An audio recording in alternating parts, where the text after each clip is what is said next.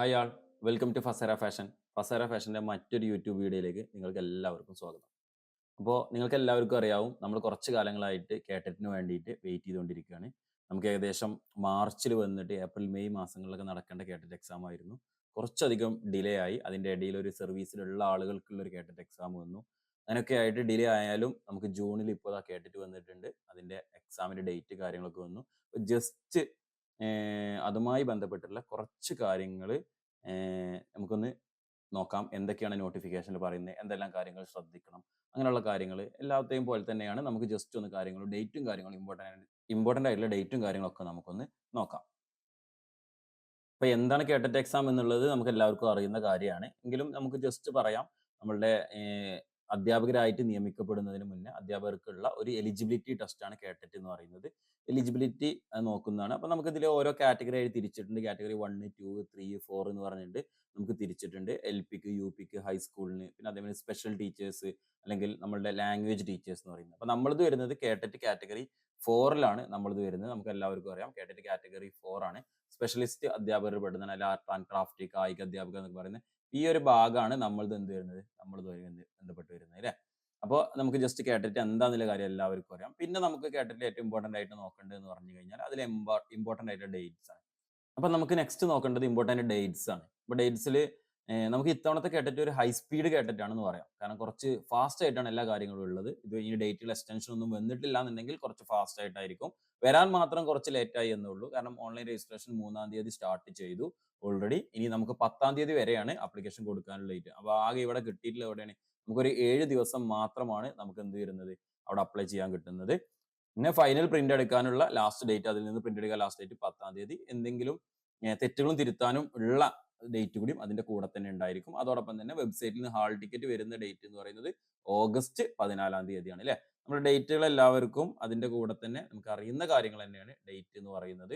ഇനി നെക്സ്റ്റ് എന്ന് പറയുന്നത് നമുക്ക് എക്സാമിന്റെ ടൈം ടേബിൾ ആണ്. അപ്പോൾ 23-ഉം 24-ഉം ഈ 2 ദിവസങ്ങളിലായിട്ടാണ് കേട്ടറ്റ് നടക്കാൻ പോകുന്നത്. അപ്പൊ കാറ്റഗറി 4 നടക്കാൻ പോകുന്നത് 24-ാം തീയതി, അതായത് സൺഡേ 2 മണി മുതൽ 4:30 വരെ. നോർമലി നമുക്ക് കേട്ടിട്ട് അറിയാം ശനിയും ഞായറും അല്ലെ. ഈ ശനിയും ഞായറും തന്നെയാണ് അധികം കേട്ടിട്ട് നടക്കാറുള്ളത്. അത് എന്തിനാന്ന് വെച്ച് കഴിഞ്ഞാൽ ഒഴിവുള്ള സ്കൂളുകളൊക്കെ നമുക്ക് അറേഞ്ച് ചെയ്യാനും കാര്യങ്ങൾക്കും അങ്ങനെയുള്ളൊക്കെ വേണ്ടിയിട്ടാണ് അത് ആ സമയത്ത് കേട്ടിട്ട് കണ്ടക്ട് ചെയ്യുന്നത്.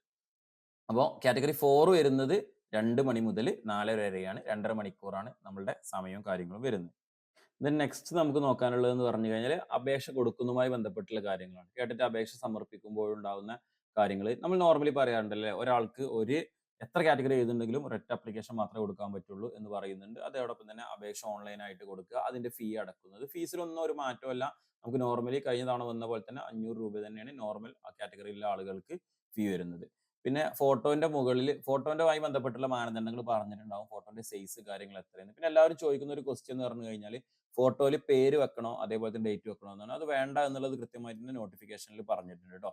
അപ്പോൾ പിന്നെ നിങ്ങൾക്ക് അതൊന്നും വെക്കണ്ട. ബാക്ക്ഗ്രൗണ്ട് പ്ലെയിൻ ആയിരിക്കണം. PSCക്ക് വേണ്ടിയിട്ട് ആരെങ്കിലും ചെയ്തിട്ടുള്ള ഫോട്ടോസ് ഉണ്ടെങ്കിൽ അത് അപ്ലോഡ് ചെയ്യുന്ന പരിപാടി ഉണ്ട്. അത് പറ്റില്ല എന്നുള്ളത് ഓൾറെഡി പറഞ്ഞിട്ടുണ്ട് കേട്ടോ. പിന്നെ നിങ്ങൾ എപ്പോഴും എന്ത് ചെയ്യുക, ഏറ്റവും റീസെന്റ് ആയിട്ടുള്ള പുതിയ ഫോട്ടോസ് തന്നെ എന്ത് ചെയ്യുക, കൊടുക്കാൻ വേണ്ടിയിട്ട് നോക്കുക. കാരണം അങ്ങനെ കൊടുക്കുന്നത് എന്തിനാ വെച്ചാൽ നമ്മുടെ സർട്ടിഫിക്കറ്റിലും ഈ ഫോട്ടോ തന്നെയാണ് വരിക. അപ്പൊ ഇതിന്റെ കൂടെ പിന്നെ അതിന്റെ കൂടെ തന്നെ നമ്മൾ എന്ത് ചെയ്യുന്നുണ്ട്, നമ്മളുടെ ID കാർഡ് അപ്ലോഡ് ചെയ്യുന്നുണ്ട്. അപ്പോൾ ID കാർഡും തന്നെ നിങ്ങൾ കൃത്യമായിട്ട് പുതിയ ID കാർഡ് നിങ്ങളുടെ കയ്യിലുള്ള ID കാർഡ് അപ്ലോഡ് ചെയ്യുക. കാരണം നമ്മൾ എക്സാമിന് പോകുമ്പോൾ നമ്മൾ കൊണ്ടുപോകേണ്ട ഫോട്ടോ ID കാർഡ് എന്ന് പറയുന്നത് ഈ ഒരു ID കാർഡ് തന്നെയാണ്. ദെൻ നമുക്ക് സബ്ജക്റ്റിന്റെ ഓൾറെഡി നിങ്ങൾക്ക് എല്ലാവർക്കും മാർക്ക് ഡിസ്ട്രിബ്യൂഷൻ അറിയുന്നുണ്ടായിരിക്കും. നമ്മൾ ചൈൽഡ് ഡെവലപ്മെന്റ് പെഡഗോജിക്ക് 30 മാർക്കും അതോടൊപ്പം തന്നെ നമ്മളുടെ ലാംഗ്വേജ്, ഏത് ലാംഗ്വേജ് ആണോ നിങ്ങൾ സെലക്ട് ചെയ്യുന്നത്, ഇംഗ്ലീഷ്, മലയാളം, തമിഴ്, കന്നഡ സെലക്ട് ചെയ്യുന്നതിന് 40 മാർക്ക്. പിന്നെ നമ്മളുടെ സബ്ജക്റ്റുമായി ബന്ധപ്പെട്ടിട്ടുള്ള 80 മാർക്ക് അല്ലെ. അങ്ങനെ മൊത്തം 150 മാർക്കിലോട്ടാണ് നമുക്ക് എന്ത് വരുന്നത്, എക്സാം വരുന്നത്. ഇനി ഇതിന്റെ ക്വാളിഫിക്കേഷൻ മാർക്ക് എല്ലാവർക്കും അറിയാം. ജനറൽ വിഭാഗക്കാരാണെന്നുണ്ടെങ്കിൽ അതിന് 90 മാർക്കാണ്, അതായത് 60% ഇതിന് ക്വാളിഫിക്കേഷൻ വരുന്നത്. OBC-ക്കാർക്കും SC/ST-ക്കാർക്കും അതേപോലെ തന്നെയുള്ള ആളുകൾക്ക് എന്തുണ്ട്, നമുക്കൊരു ഇളവുണ്ട്. 82 മാർക്ക് മതി, 55% മതി. അതേമാതിരി തന്നെ ഫിസിക്കലി ഹാൻഡിക്യാപ്ഡ് ആയിട്ടുള്ള ആളുകൾക്കാണെങ്കിൽ 75 മാർക്ക് മതി, 50% മാർക്ക് ആക്കിയിട്ട് തീരുമാനിച്ചിട്ടുണ്ട്. പിന്നെ കേഡറിന്റെ എക്സാം നേരത്തെ ഞാൻ പറഞ്ഞു, ഒരു എലിജിബിലിറ്റി ടെസ്റ്റ് ആണ്. അതുകൊണ്ട് എന്തില്ല, നെഗറ്റീവ് മാർക്കിംഗ് നിലവിലില്ല എന്നുള്ള കാര്യം കൂടി അതിൻ്റെതാക്കി മാറ്റി ഓർത്തിരിക്കുക. പിന്നെ കേട്ടറ്റുമായി ബന്ധപ്പെട്ടിട്ടുള്ള സിലബസ് ആണ്. സിലബസിന്റെ വീഡിയോ ഓൾറെഡി നമ്മൾ ഇതിന് മുന്നേ ചെയ്തിട്ടുണ്ടായിരുന്നു. ഞാൻ അതിവിടെ ഐ ബട്ടണിൽ കൊടുക്കുന്നുണ്ട്. നിങ്ങൾ എന്ത് ചെയ്താൽ മതി, ഈ ക്ലാസ് കാണുന്നതിന്റെ കൂടെ തന്നെ ലാസ്റ്റ് നിങ്ങൾക്ക് ആ സിലബസിന്റെ വീഡിയോ ഇവിടെ സ്ക്രീനിൽ വരും. നേരെ ക്ലിക്ക് ചെയ്ത് നിങ്ങൾക്ക് ആ വീഡിയോ പോയിട്ട് കാണാവുന്നതാണ്. അതോടൊപ്പം തന്നെ അല്ലെങ്കിൽ ഈ ഐ ബട്ടണിൽ ക്ലിക്ക് ചെയ്തിട്ട് നിങ്ങൾക്ക് ഇപ്പൊ തന്നെ അവിടെ പോയിട്ട് നിങ്ങൾക്ക് സിലബസിന്റെ ഇത് കാണാവുന്നതാണ്. ഇപ്പൊ ഫസേരയുടെ കേട്ടറ്റിന്റെ പുതിയ ബാച്ച് സ്റ്റാർട്ട് ചെയ്തിട്ടുണ്ട്. എക്സാം ഡേറ്റ് 24-ാം തീയതിയാണ് നമ്മൾ പറഞ്ഞു. അപ്പോൾ ബാച്ചുമായി ബന്ധപ്പെട്ടുള്ള ഡീറ്റെയിൽസ്, കോഴ്സുമായി ജോയിൻ ചെയ്യാൻ താല്പര്യമുള്ള ആളുകൾക്ക് ഞങ്ങളുടെ നമ്പറിൽ കോൺടാക്ട് ചെയ്യാവുന്നതാണ്. സ്ക്രീനിൽ നിങ്ങൾക്ക് ഞങ്ങളുടെ നമ്പർ കാണാം. അപ്പോൾ അതിലോട്ട് കോൺടാക്ട് ചെയ്യാവുന്നതാണ്.